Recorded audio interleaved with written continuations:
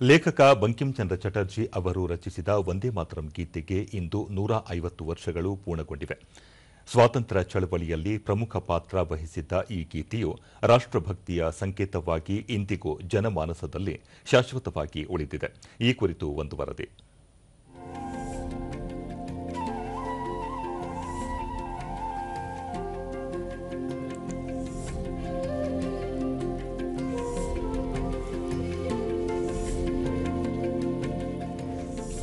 वन्दे मातरम्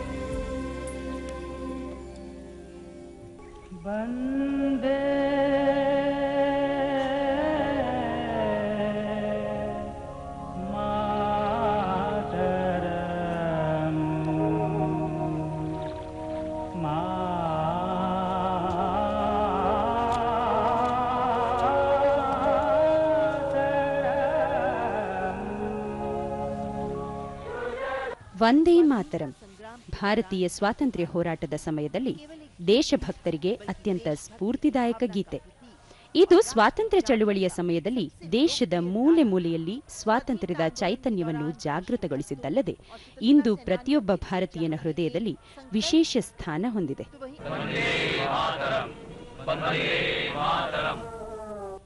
ಈ ಹಾಡು ಭಾರತೀಯ ಸ್ವಾತಂತ್ರ್ಯ ಹೋರಾಟದ ಸಮಯದಲ್ಲಿ ನಿರ್ಣಾಯಕ ಪಾತ್ರ ವಹಿಸಿತ್ತು ಹಾಗೂ ದೇಶಭಕ್ತಿಯ ಸಂಕೇತವಾಗಿತ್ತು. ವಂದೇ ಮಾತರಂನ ಇತಿಹಾಸವು ಭಾರತದ ಸ್ವಾತಂತ್ರ್ಯ ಚಳುವಳಿಯ ಇತಿಹಾಸದೊಂದಿಗೆ ಆಳವಾಗಿ ಹೆಣೆದುಕೊಂಡಿದೆ.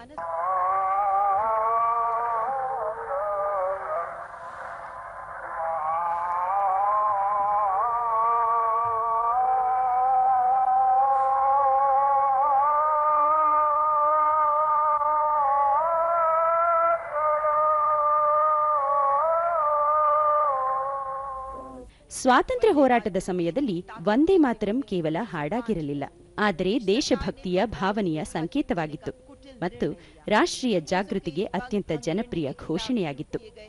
ಇದು ದೇಶಭಕ್ತರು ಹಾಗೂ ಸ್ವಾತಂತ್ರ್ಯ ಹೋರಾಟಗಾರರಿಗೆ ದೃಢ ಸಂಕಲ್ಪದ ಗೀತೆಯಾಗಿದ್ದು, ಸ್ವಾತಂತ್ರ್ಯಕ್ಕಾಗಿ ಹೋರಾಡುವ ಯುವಜನರಲ್ಲಿ ಅತ್ಯಗತ್ಯ ಪ್ರತಿಧ್ವನಿಯಾಗಿತ್ತು. ವಂದೇ ಮಾತರಂ ಹಾಡಿನ ಉದ್ದೇಶ, ಮಹತ್ವ ಮತ್ತು ದೇಶಭಕ್ತಿಯ ಮನೋಭಾವವನ್ನು ಗುರುತಿಸಿದ ರವೀಂದ್ರನಾಥ ಟ್ಯಾಗೋರ್ ಅದನ್ನು ಮೊದಲು 1896ರ ಭಾರತೀಯ ರಾಷ್ಟ್ರೀಯ ಕಾಂಗ್ರೆಸ್ ಅಧಿವೇಶನದಲ್ಲಿ ಹಾಡಿದರು ಮತ್ತು ಅದು ನಂತರ ರಾಷ್ಟ್ರೀಯ ಸಾರ್ವಜನಿಕರ ಹೃದಯ ಮತ್ತು ಮನಸ್ಸನ್ನು ಸೆರೆಹಿಡಿಯಿತು. 1905ರಲ್ಲಿ ಬ್ರಿಟಿಷ್ ಸರ್ಕಾರ ಬಂಗಾಳವನ್ನು ವಿಭಜಿಸುವ ದುಷ್ಕೃತ್ಯದ ನಿರ್ಧಾರವನ್ನು ತೆಗೆದುಕೊಂಡಾಗ ವಂದೇ ಮಾತರಂ ಹಾಡಿನ ಶಕ್ತಿ ಸ್ಪಷ್ಟವಾಗಿತ್ತು. ಈ ಬ್ರಿಟಿಷ್ ನಿರ್ಧಾರದ ವಿರುದ್ಧ ಪ್ರಾರಂಭವಾದ ಸ್ವದೇಶಿ ಚಳವಳಿಯ ಸಮಯದಲ್ಲಿ ವಂದೇ ಮಾತರಂ ಅತ್ಯಂತ ಪ್ರಮುಖ ಘೋಷಣೆಯಾಯಿತು. 1905ರ ಬಂಗಾಳ ವಿಭಜನೆಯ ವಿರುದ್ಧ ಸ್ವದೇಶಿ ಚಳವಳಿಗೆ ವಂದೇ ಮಾತರಂ ವೇಗವರ್ಧಕವಾಯಿತು. ಈ ಹಾಡು ಸ್ವರಾಜ್, ಸ್ವ ಆಡಳಿತ ಹಾಗೂ ಸ್ವಾವಲಂಬನೆಯ ಮನೋಭಾವವನ್ನು ಹುಟ್ಟುಹಾಕಿತು. 120 ವರ್ಷಗಳ ನಂತರವೂ ಇದು ಇಂದಿಗೂ ಪ್ರಸ್ತುತವಾಗಿದೆ.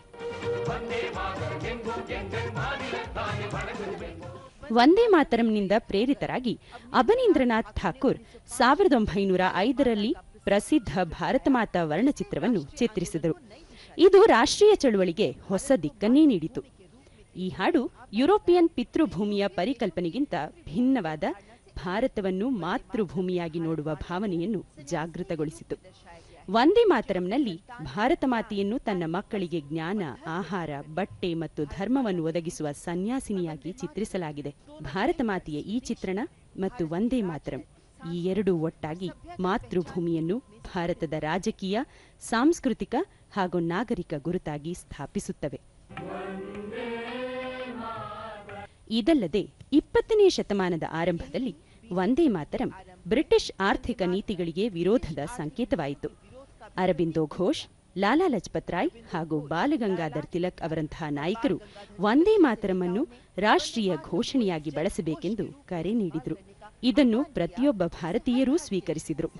ವಾಸ್ತವವಾಗಿ ಯುರೋಪಿಯನ್ ದೇಶಗಳ ಕಿರಿದಾದ ಮತ್ತು ಹೊರಗಿಡುವ ರಾಷ್ಟ್ರೀಯತೆಯಂತಲ್ಲದೆ ಭಾರತದ ರಾಷ್ಟ್ರೀಯತೆಯು ಎಲ್ಲರನ್ನೂ ಒಳಗೊಳ್ಳುವ ಸಭ್ಯ ನಾಗರಿಕತೆಯಾಗಿದೆ ಮತ್ತು ವಂದೇ ಮಾತರಂ ಭಾರತದ ಈ ಪರಿಕಲ್ಪನೆಯನ್ನು ವ್ಯಕ್ತಪಡಿಸುತ್ತದೆ. ಅಲ್ಲಿ ವೈವಿಧ್ಯತೆಯಲ್ಲಿ ಏಕತೆ ಮತ್ತು ಆಧ್ಯಾತ್ಮಿಕ ಏಕತೆ ಅಂತರ್ಗತವಾಗಿರುತ್ತದೆ.